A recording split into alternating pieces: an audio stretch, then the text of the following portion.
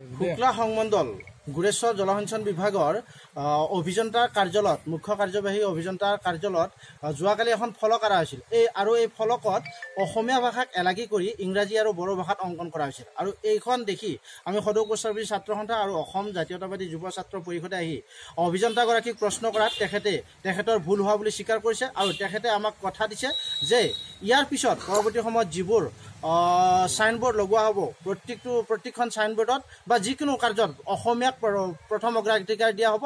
আৰু যোৱাকালি যি বড়ো ভাষা আৰু ইংৰাজী ভাষাত ফলক আৰিছিল এই ফলকসমূহ আমাৰ সন্মুখতে নমাই দিয়া হৈছে আৰু উপসংমণ্ডলৰ যিখন বড়ো ভাষাত অংকন কৰা আছিল সেইখনো নমাই দিছে। আৰু আমাক অভিযন্তাগৰাকীয়ে কথা দিছে যে পৰৱৰ্তী সময়ত যিকোনো কাম কাজৰ বাবে যাতে অসমীয়া বিৰোধী স্থিতি তেখেতসকলে নলয় তাৰ বাবে আমাৰ ওচৰত ক্ষমা ভিক্ষা বিকিছে। আৰু আমাৰ ওচৰত যোৱাকালিৰ যিটো বড়ো আৰু ইংৰাজীত অংকন কৰি অসমীয়াক এলাগী কৰে তাৰ বাবে আমাৰ ওচৰত ক্ষমা বিচাৰিছে। আৰু আমিও উপসংমণ্ডলৰ অভিযন্তাগৰাকীক সকীয়াই দিব বিচাৰিছোঁ, যদিহে কেতিয়াবা এনেকুৱা ধৰণৰ অসমীয়া বিৰোধী স্থিতি গ্ৰহণ কৰে তেতিয়াহ'লে আমি সদৌ কোচৰাবৰী ছাত্ৰ সন্থা আৰু অসম জাতীয়তাবাদী যুৱ ছাত্ৰ পৰিষদে ৰাইজৰ সহযোগত বিভিন্ন আন্দোলন কৰিবলৈ কুণ্ঠাবোধ নকৰিম। আৰু আজি আমি ইয়াৰ দ্বাৰা এই মঞ্চৰ পৰা সকীয়াই দিব বিচাৰিছোঁ গুৰেশ্বৰৰ যিকোনো অনুষ্ঠান প্ৰতিষ্ঠানত যাতে অসমীয়াক অগ্ৰাধিকাৰ দিয়ে আৰু যদি তেনেকুৱা ধৰণৰ অসমীয়াক এলাগী কৰি কোনো সাইনবোৰ্ড বা যিকোনো কাম কৰে তাত আমি সদায় প্ৰতিবাদ কৰিবলৈ কুণ্ঠাবোধ নকৰিম।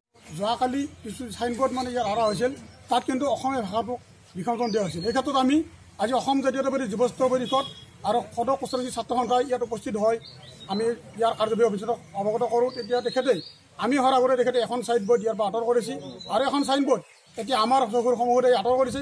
এই ক্ষেত্ৰত আমি এটা কথা ক'ব বিচাৰিছোঁ, অসমত অসমীয়াৰ প্ৰভুত্ব চলিবই, অন্য ভাষা কিন্তু জনগোষ্ঠীয় ভাষাৰ আমি কোনোদিন বিৰোধী নহয় অসম জাতীয়তাবাদী যুৱ ছাত্ৰ পৰিষদ আৰু সদৌ অসম কোচৰাবৰী ছাত্ৰ সন্থাই। কিন্তু অসমীয়া ভাষাৰ প্ৰভুত্ব থাকিব আৰু এই ক্ষেত্ৰত যিজন কৰ্মচাৰীয়ে এই অসমীয়া ভাষাটোক বিসৰ্জন দিছে তেখেতসকলৰ ওপৰত কিন্তু এই কাৰ্যবাহী অভিযন্তাজনে অতি সোনকালে ব্যৱস্থা ল'ব লাগে। আৰু অহা এমাহৰ ভিতৰত গুৰেশ্বৰৰ সকলো অনুষ্ঠান প্ৰতিষ্ঠানতে সকলো কাৰ্যালয়তে অসমীয়া ভাষা যিবিলাকত নাই এই সাইনবোৰ্ডবিলাক আঁতৰ কৰাৰ বাবে আমি অসম জাতীয়তাবাদী আৰু অসম জাতীয়তাবাদী যুৱ ছাত্ৰ পৰিষদ আৰু কোচৰাবৰী ছাত্ৰ সন্থাই আমি দাবী জনাইছোঁ। অন্যথা কিন্তু আমি ৰাইজৰ সহযোগত এমাহৰ ভিতৰত সকলো সাইনবোৰ্ড আঁতৰৰ বাবে আমি বাধ্য হ'ম।